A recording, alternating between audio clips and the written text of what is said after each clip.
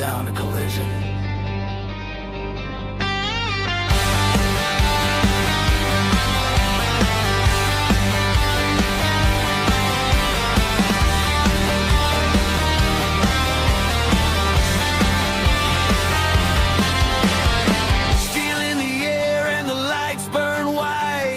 Another war under Friday night. Tape on the wrist, dirt on the name. You don't walk in here, you earn your place. Heartbeat loud like a loaded gun. 60 minutes, nowhere to run. Every yard's paid in blood and pain. This field don't care about your last name. When the whistle cuts through the noise, there ain't no men, just broken boys. Until you rise, until you fight. This is IRON, this is turf, where the weak don't last and the strong get hurt. Crash and burn or prove your worth. Welcome to Iron and Turf. Feel the ground shake under your feet. This is war between the lives we meet. No retreat, no reverse. Welcome to Iron and Turf. Yeah.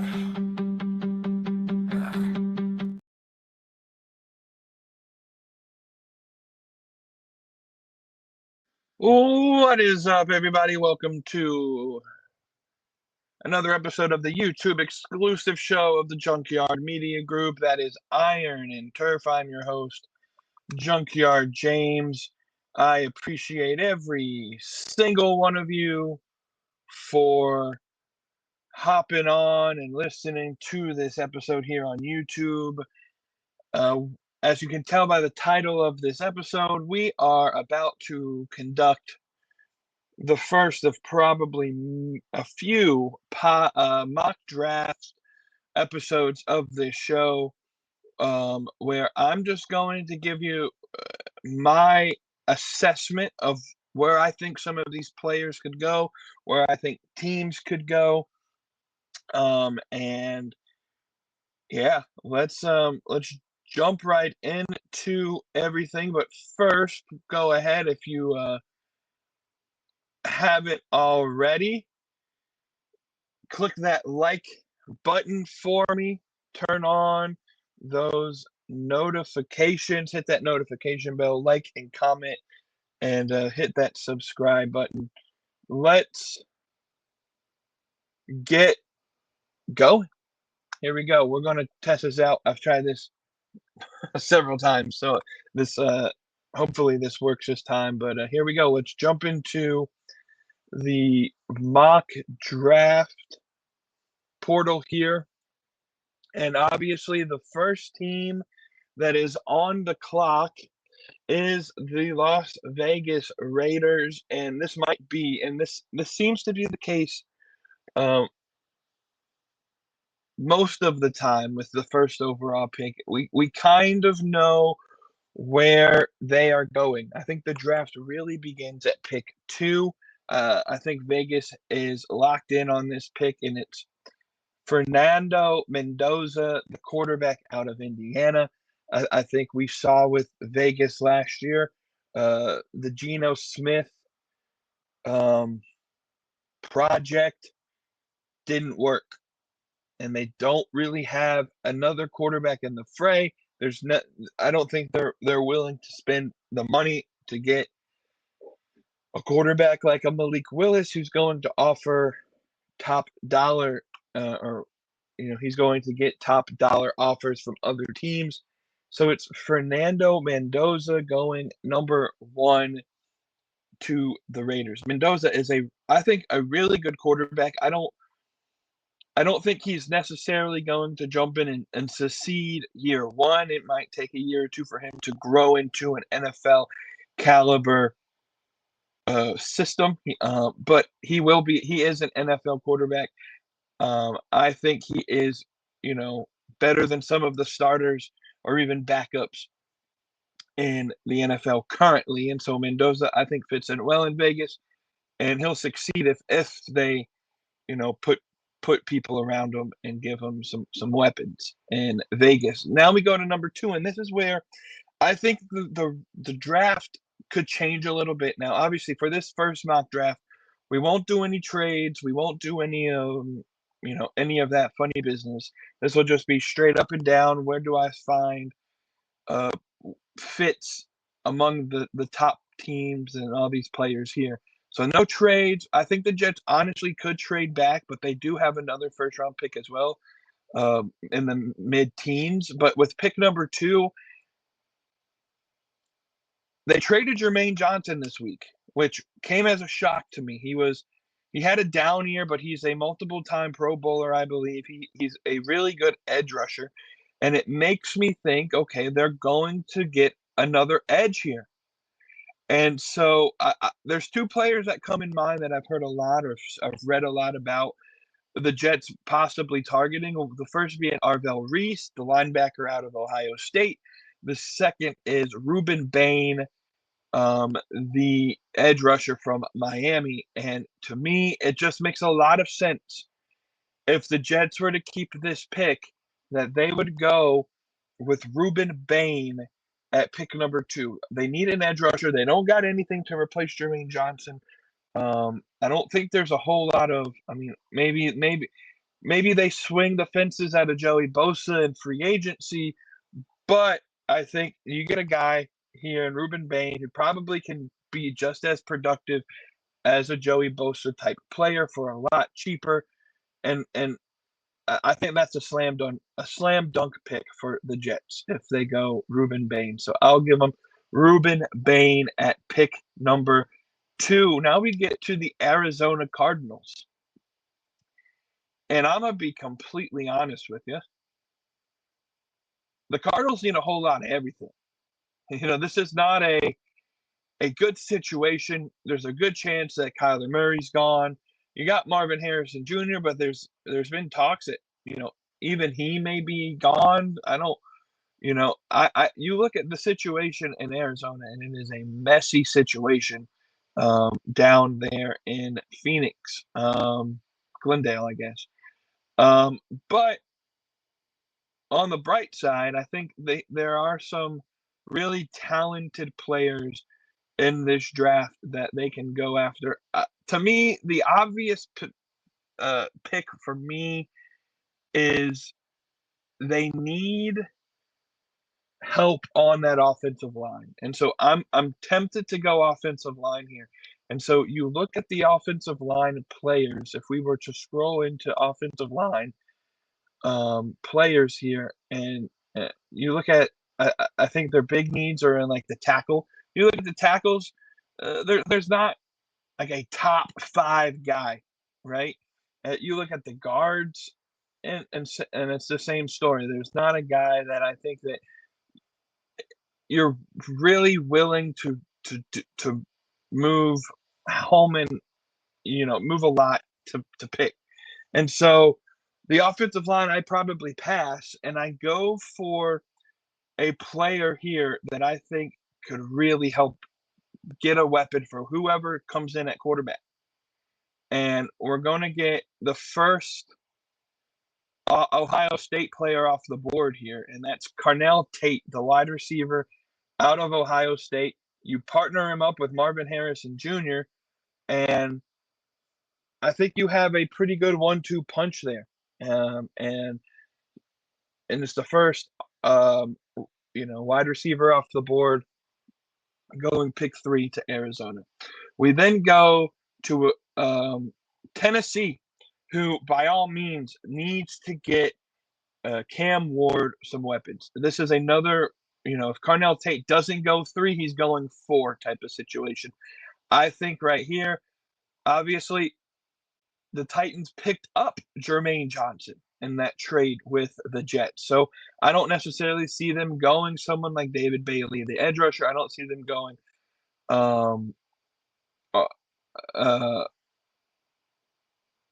in many other positions. It's either wide receiver, or if they really feel like they need to fill that gap at linebacker, which I think is a position of need for them, losing Harold Landry. They're still a team in the rebuild, and the defense isn't great. The offense isn't great. There's still a lot of needs on both sides of the ball for Tennessee. To me, though, I think, look, Arvell Reese is a great player, but I think the best pick that Tennessee can go right here is the other linebacker out of Ohio State. And he looked really good at the combine this week. He's always been like a 7 through 10 type pick. I think he might have picked up his draft stock a little bit at the combine. That's Sonny Styles, I think, going 4 to Tennessee. And then we bring the New York Football Giants up. They got some weapons on the offensive side of the ball. They got Jackson Dart. Cam Scadaboo should be back. Malik Neighbor should be back. And so the question is, do you go offense? I don't think necessarily that's your biggest positions of need. Or do you go defense? I'm leaning towards defense, and I'm leaning towards Arvell Reese going to the Giants, which means Ohio State would have 3 straight players drafted in the first 5 picks, 3, 4, and 5. Give me Arvell Reese to the New York Giants. All right, we go to number 6, and it's the Cleveland Browns. And Cleveland needs a whole lot of everything. And so their offense, I don't even know what exists of the offense. You know what I mean? Shador needs weapons. And so but Shador also needs protection. I'm leaning towards him going with a wide receiver, but I wouldn't be surprised if they picked up an offensive tackle here.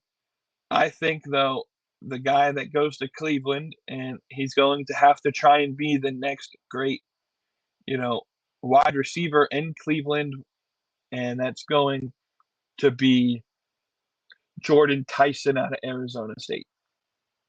And we get to the Washington Commanders. The Commanders could use a receiver. I think they could use an edge rusher.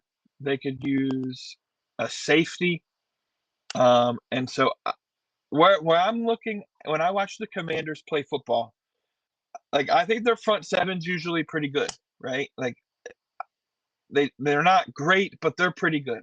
On the offensive side of the ball, they could be better, but Jaden, I think it's hard to tell last year where the Commanders were offensively because of all of the injuries they had on the offensive side of the ball.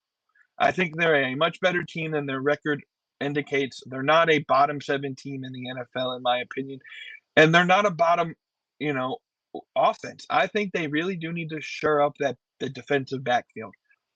And if I'm Washington right now, and you're looking at this board, I'm looking at one guy, and that is Caleb Downs out of Ohio State. And this leads me into question. Ohio State's going to have possibly 4 of the first 7 picks. Caleb Downs goes to Washington in this pick for me. Why did Ohio State not make the national championship game this year? What was their struggle? And I know they won it the year prior with the same players on the team, but why did they struggle this year to repeat? That's going to always be my question.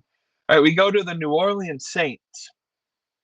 And as it stands right now, the Saints need everything. But I think their big focus has to be defense.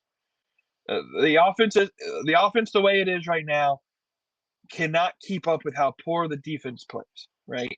You got a bunch of older players or younger players. There's no mix. There's not a lot of, not rookies, but not vets. It's either you're aging out or you're just coming into the league. That's my feeling on the Saints. I think they go defense on this, on the side of the ball here, and I think they're going to pick a guy who's fallen a little bit according to his draft ranking, and that's David Bailey out of Texas Tech. And I think he'll be a really good edge rusher in New Orleans, and so he'll go 8th to New Orleans. Now, as it stands, we go to pick 9, and this is the Kansas City Chiefs. And to me, they have two options. If they want to go the offensive side of the ball, they don't need a wide receiver. They got a pretty good wide receiving core. They got the best tight end, though aging, and though we're not really sure if he's going to play much next year or not. If they go offensive side of the ball, though, I think it's either running back. They could pick a running back here, or if they go defensive side of the ball, they go defensive tackle. And so the two players I look at is Jeremiah Love, the running back out of Notre Dame, and Peter Woods out of Clemson. And this is both players, like if they don't get picked here at Kansas City, it may be a bit before both players get picked. I'm leaning for Kansas City. They need to be Patrick Mahomes isn't going to be able, if he comes back at all next year, to be as mobile as he tends to be coming off of the injury that he came off of. They're going to need to get that running game situated. They don't have that elite running back. Isaiah Pacheco, I think, is a free agent, if I remember correctly. Kareem Hunt's past his prime. They just don't have a guy that, to me, feels like they can run the ball at will. And so you bring in Jeremiah Love, who I think, if he wasn't a running back, would be a top 5 pick. If he was any other position, the skill set that he has, he could be a top 5 pick, if not the top pick of the draft. But because of the running back, the stigma, I guess you could say, at running back, Jeremiah Love falls to the bottom portion of the top 10, but I think he goes here at 9 to Kansas City. I'm pretty sad on Jeremiah Love going there. Now, obviously, this is pre-free agency. There's been rumors that the Chiefs are interested in signing Breece Hall and free agency, and if that's the case, then by the time we get to the draft, Jeremiah Love wouldn't be needed in Kansas City. With free agency starting, I think, in the next 2 or 3 weeks. So, again, we'll probably do another mock draft in about 3 weeks or so, and we'll compare and contrast where I am then to where I am at this current moment. We go to pick 10, the Cincinnati Bengals, and it feels like this is a team that needs to get better on the defense. The offense has 2 of the top 5 wide receivers, one of the best quarterbacks in the game. Chase Brown's a good, not a top 5 running back, but he's a feasible running back. The offensive line can use some help for sure. They just need to get better on the defense, and I think they're losing Trey Hendrickson. The front 7's not so great. And I'll talk about Peter Woods. This could be a spot for Peter Woods. I think this could also be a spot if they feel like, hey, I need a cornerback. We could go corner. And so you think Peter Woods out of Clemson, maybe. Mansour Delane out of LSU could possibly go here. I think Avion Terrell out of Clemson could go here. I tend to think that they need to find a defensive tackle to shore up the middle of that defensive line. And so I think at pick 10, we go with Peter Woods out of Clemson to the Cincinnati Bengals. Now we get to the Miami Dolphins, and I feel like they need a whole lot of everything, if I'm being completely honest. They need corners. They need a quarterback because they don't know what's going on with Tua. They need a wide receiver. They need offensive linemen. And so they could go all over the place. But I think the best fit out of the remaining players here in this part of the draft is if you go Mekhi Lemon, wide receiver out of USC. I know they have him ranked here at 14th best player, and so he gets picked at 11. I just think it's a fit need. They don't need any of these offensive tackles. A corner could go. They could go Mansour Delane. They could go Sherman McCoy or Avion Terrell. I like Mekhi Lemon here in Miami to go at 11. All right, Dallas Cowboys. Where do they go? They have a pick here at pick 12, but if we scroll down a little bit on the draft board, you see they also have a pick at pick 20. So they have 2 first-round picks here to kind of figure it out. And I really think there's 3 offensive tackles sitting in that spot there. They have the pick of the litter for who they want. They got 2 offensive tackles out of Utah and 1 out of Miami. And they can get a corner or a receiver or a linebacker at pick 20. So at pick 12, I think they got to go offensive tackle just because of the amount of offensive tackles still on the board at this point. And so it's whoever you think is the best. And to me, I think of Spencer Fano as probably the best offensive tackle for the Dallas Cowboys. And so Spencer Fano goes at 12 to Dallas, the Super Bowl champions. I'm sorry, the NFC West. Sorry. I was going to say the Super Bowl champions. The could have been Super Bowl champions, right? No, the LA Rams. Everybody's pick to be the Super Bowl champions. It didn't turn out that way. The Seattle Seahawks won the Super Bowl. I'm not crazy, I promise. Make the playoffs, a 12 or 13 win season last year, and your reward for that, 2 first-round picks. You get pick 13 and pick 29. And I think offensive tackles probably where they go as well. You see Matt Stafford struggled down the stretch to get really anything going. They could go corner. I don't necessarily think, though, that defense was the problem down the stretch for LA. I think protection was. I think Matt Stafford took a lot of hits towards the end of that season.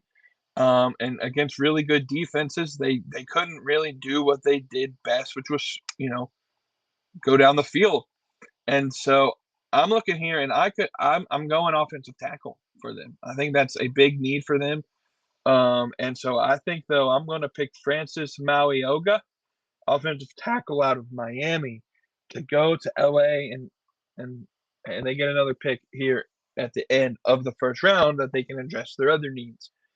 We get to the Baltimore Ravens. What a disappointing season for Baltimore last year.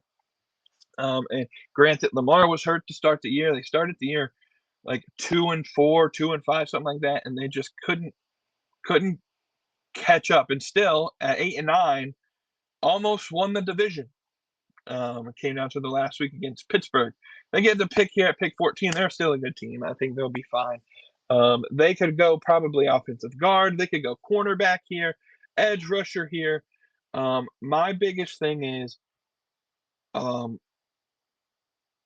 this defense hasn't been a Baltimore defense, Baltimore looking like defense for quite a while. And so I think they got to go defensive side of the ball. I think they got to get a ball hawk, maybe at corner. I'm looking at Mansour Delane's numbers here. 6 foot, 187.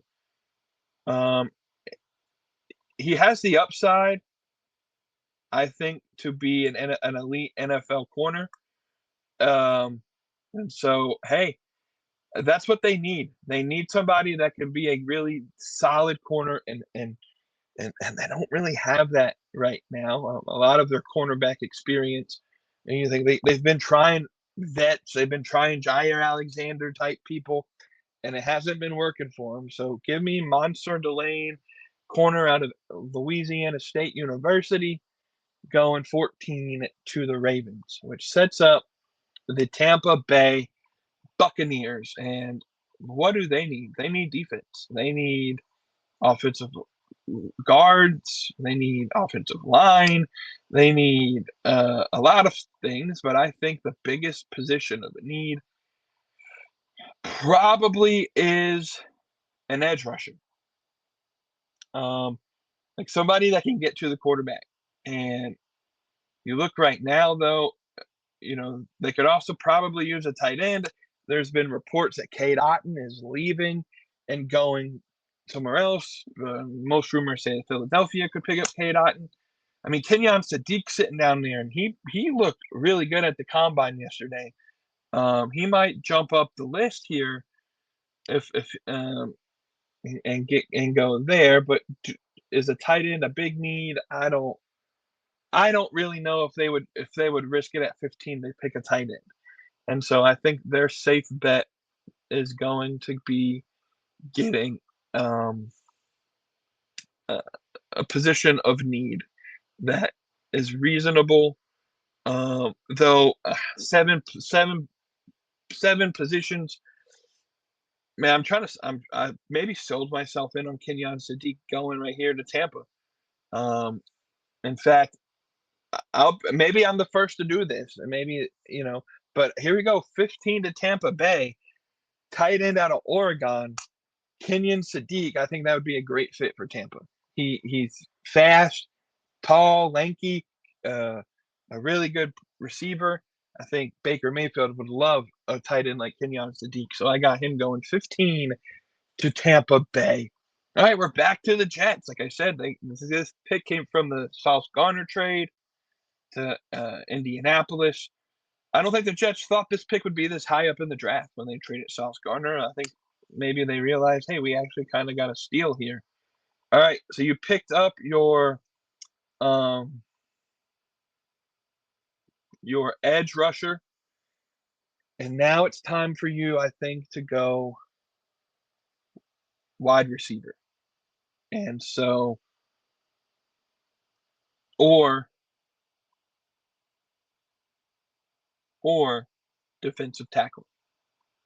Well, they picked up a tackle with Trevon Sweat in the trade for Jermaine Johnson. So I feel like it really has to be a wide receiver or a safety here. And there's not a whole lot of safeties I would go for. They could go Concepcion. They could go Denzel Boston. This would be the pick right here if I'm the Jets that I would look at seeing what I can get. It's pick 16. You don't think a team like the Steelers or the Cowboys would jump at the chance at picking in the middle of the first round and give up a little bit?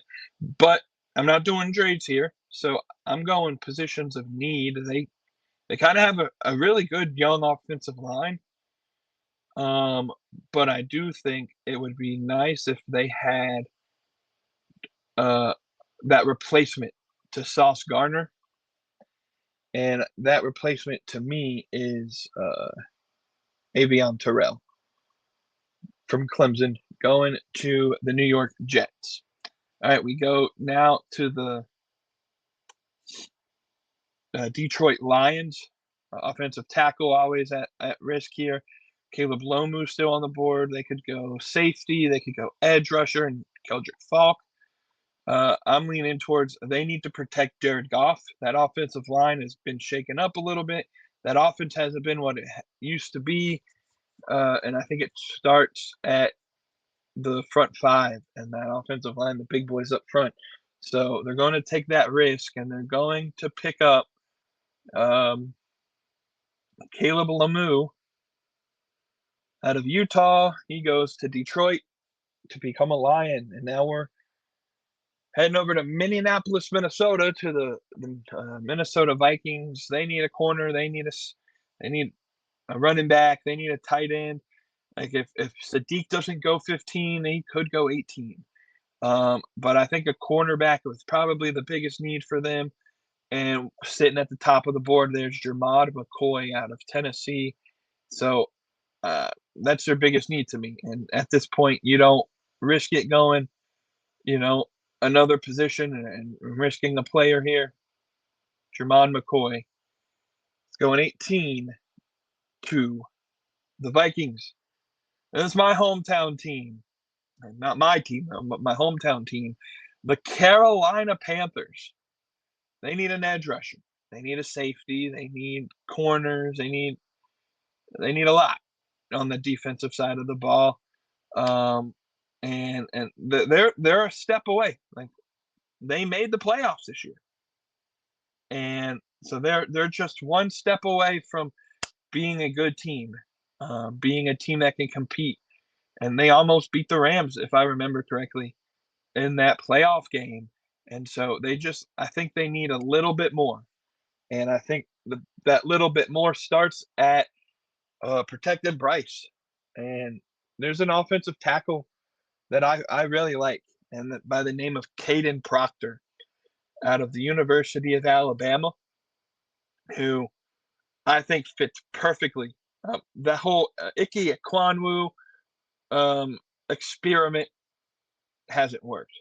And so I think you put Caden Proctor on that offensive line, and the team should get better. They have really good guards, Robert Hunt and I can't recall the other guy. Their guards are set. Their tackles are a little weak, and I think Caden Proctor can really be a fit for Carolina. And so he goes at 19, and he'll become a Carolina Panther. And we're back to Dallas. So they pick up Spencer Fano in the first round, and now you're sitting at a position you still need an edge rusher. You still could go safety or corner.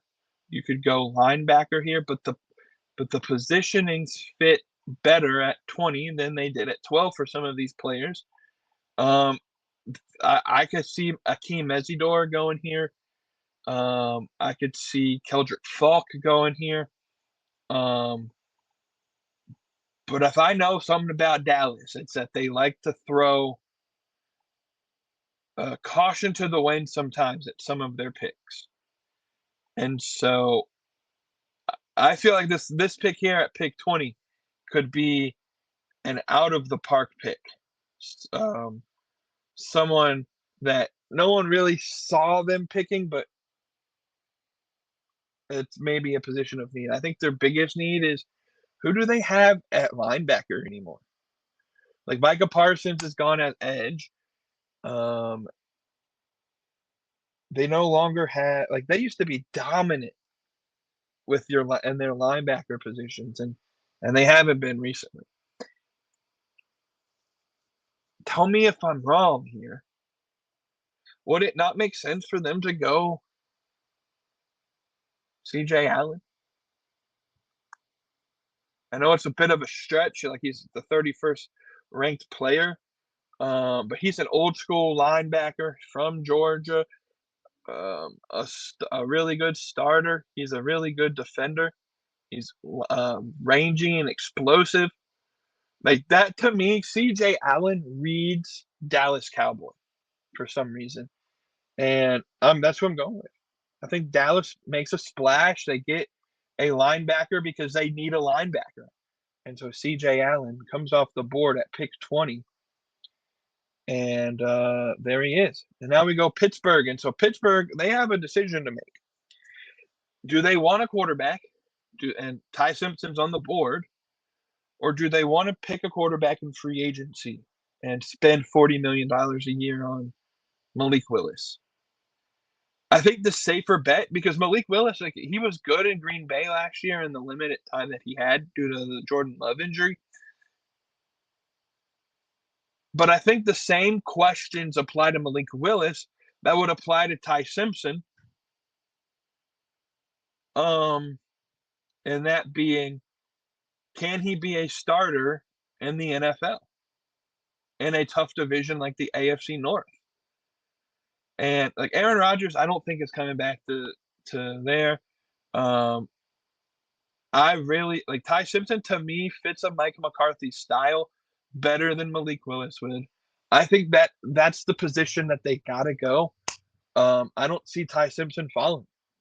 Like this is, it seems like every year there's a team looking for a quarterback that somehow made the playoffs a year before, and they have a quarterback fall in their lap. And I know Pittsburgh tried it with Kenny Pickett and it failed, but I think this time there's a good shot Ty Simpson gets picked here.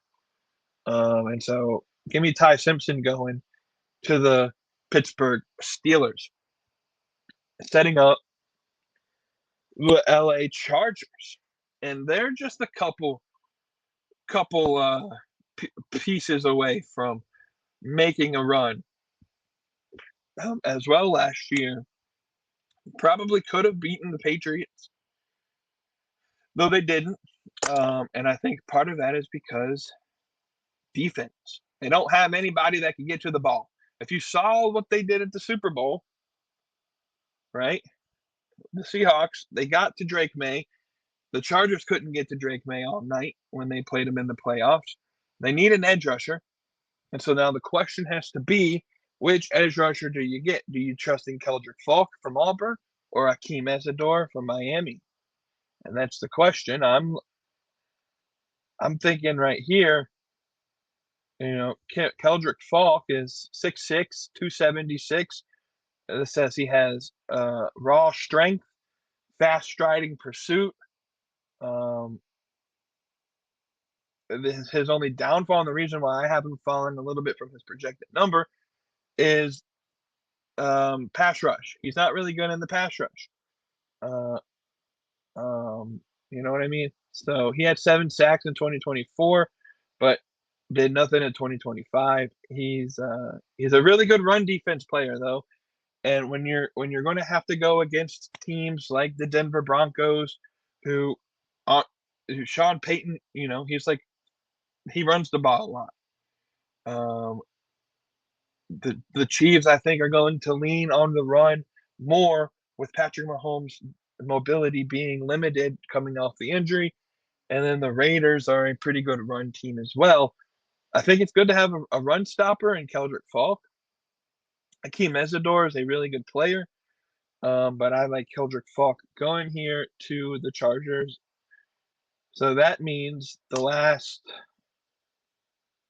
5 picks have been SEC players. So this is kind of the point of the draft where the SEC takes over. Then we get to the Philadelphia Eagles. Pick 23. And the Eagles struggled offensively last year. And their defense won them basically every game that they won last year. They need to fix this offense. And I think they need to get a better offensive line.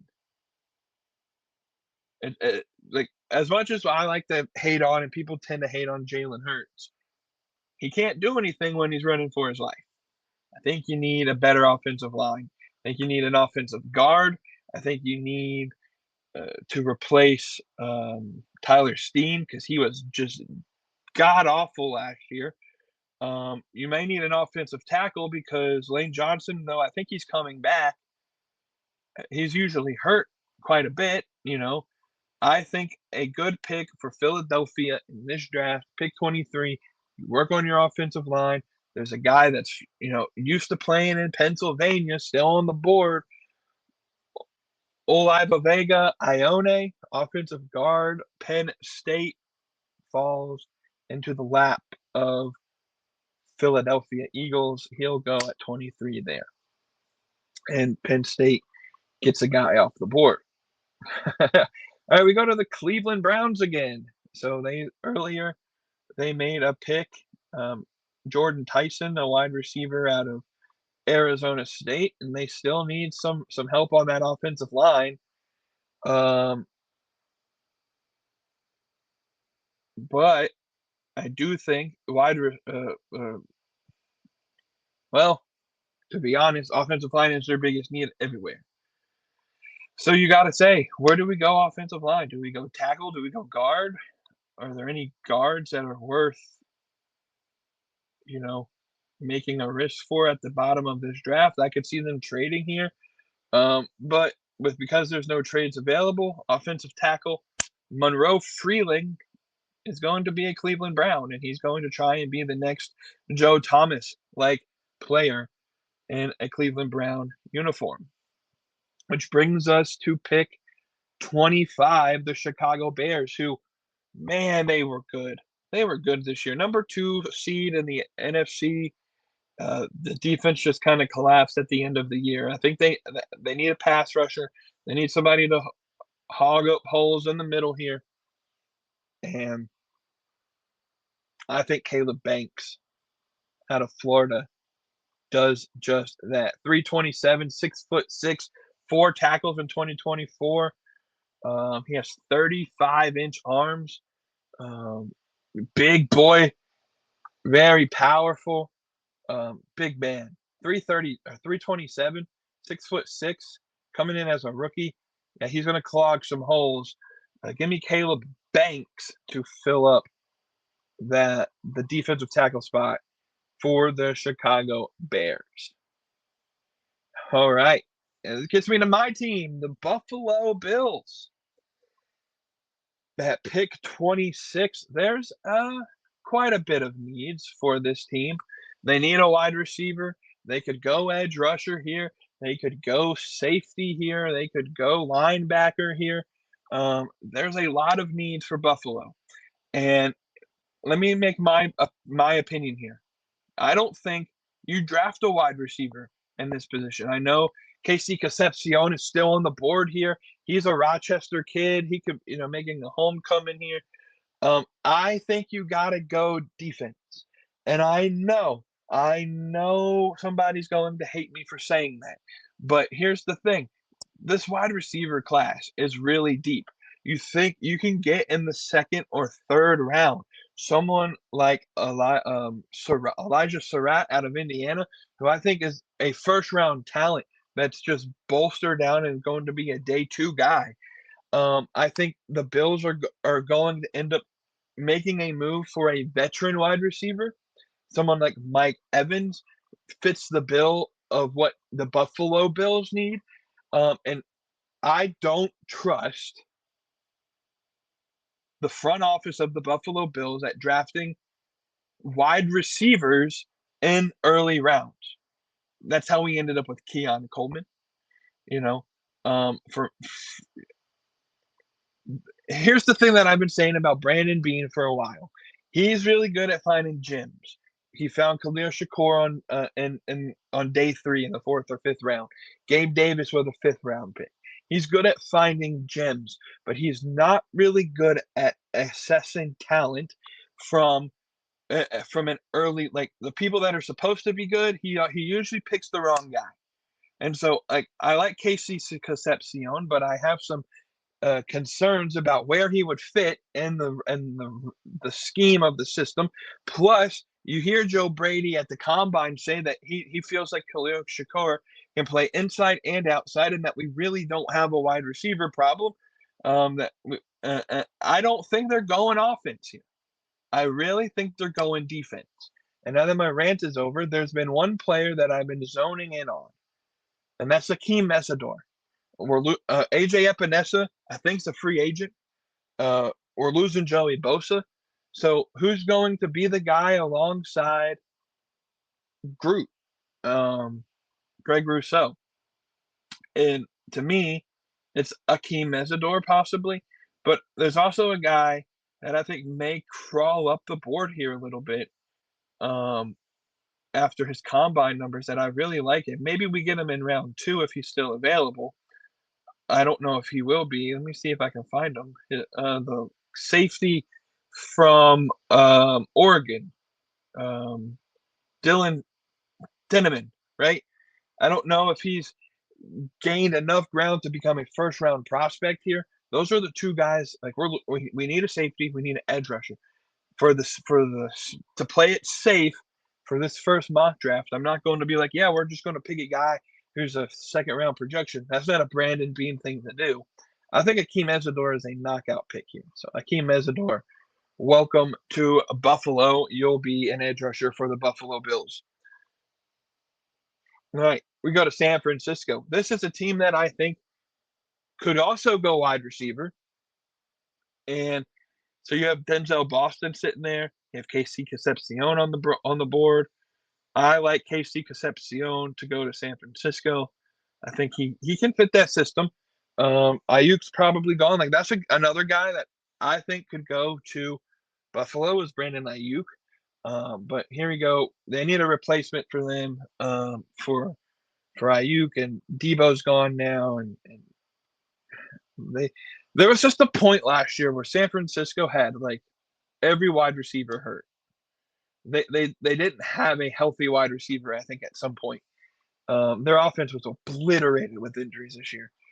They need to get some depth there. So KC Concepcion goes to the Bay Area in San Francisco. And it brings us to the Houston Texans. They need a quarterback because CJ Stroud is not it. But no, in reality, they need somebody to protect CJ Stroud. And because he got hit hard against the Patriots in that second round matchup. And so I think all around offensive line has to be the go here for the Houston Texans. And you ask yourself, well, there's a lot of corners and other defensive players up on the board, but would they make a move to get an offensive lineman here? I think yes. And I really like Blake Miller out of Clemson. He's an early round 2 guy that could probably sneak into the bottom piece of this draft, especially if some of these other offensive linemen get picked. So Blake Miller is going to go to Houston in my mock draft week number, or my first mock draft here. We're back to LA again. This is their original pick 29. Their pick 13 pick. They ended up picking offensive tackle Francis Malioga. So they come back here. They probably focus on a cornerback or a wide receiver maybe here. I like cornerback for them. And this guy that I'm going to put here, he's been around this area, like bottom 4 of the first round or top couple picks of the second round. I think he's good enough to be a first-round talent. Brandon Cisse out of the University of South Carolina.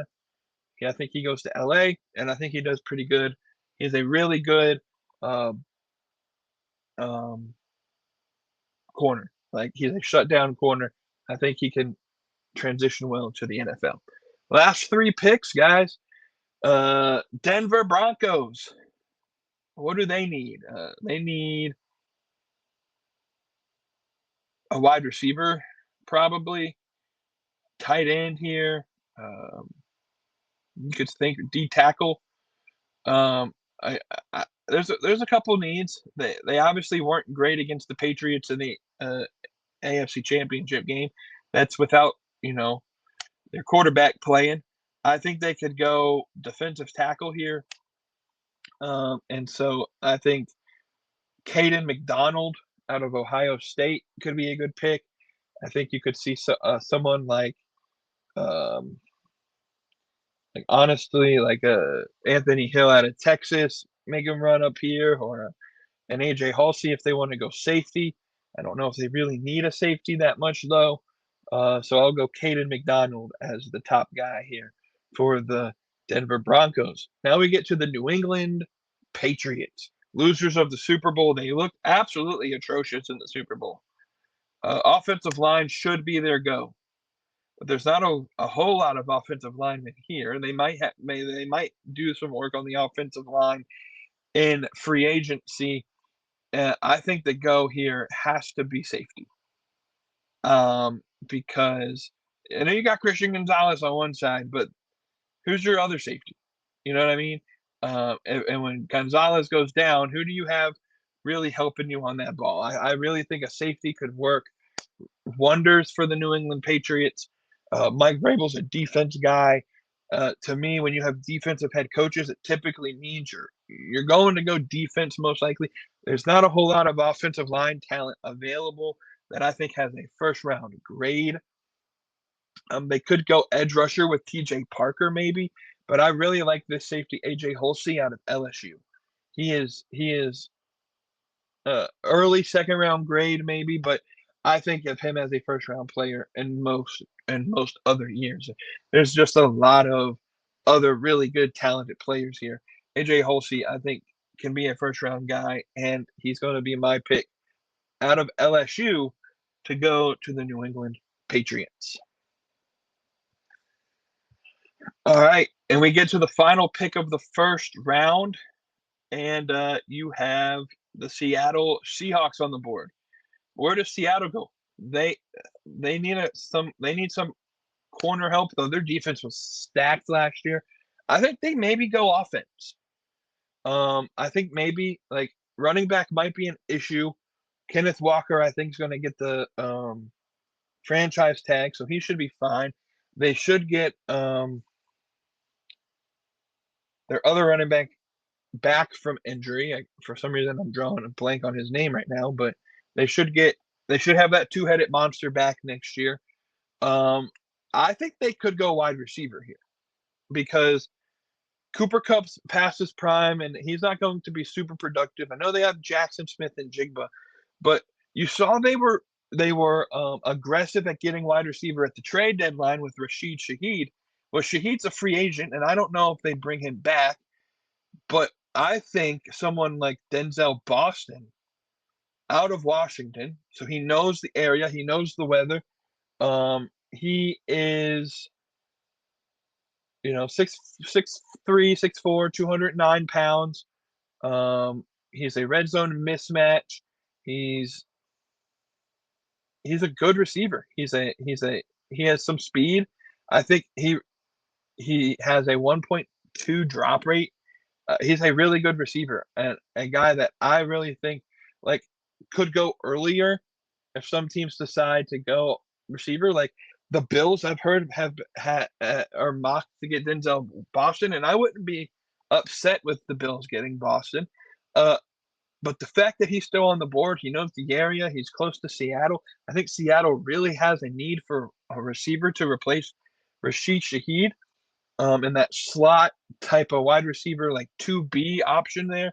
And so give me Denzel Boston to round out the first round.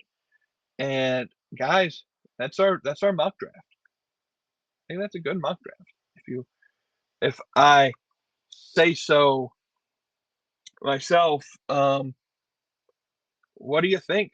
Let's pull up the full board again and let's go through as we look at this board as it's pulling up. Did I reach on any? Did I not pick the right players somewhere? Let me know in the comments. Like this video, and let me know what you guys think. I'm Junkyard James.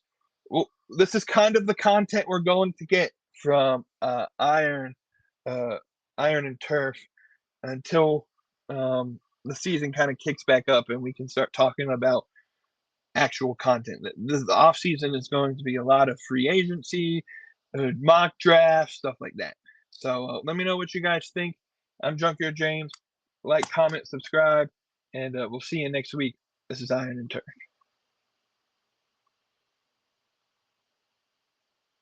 This is wrestling without the filter.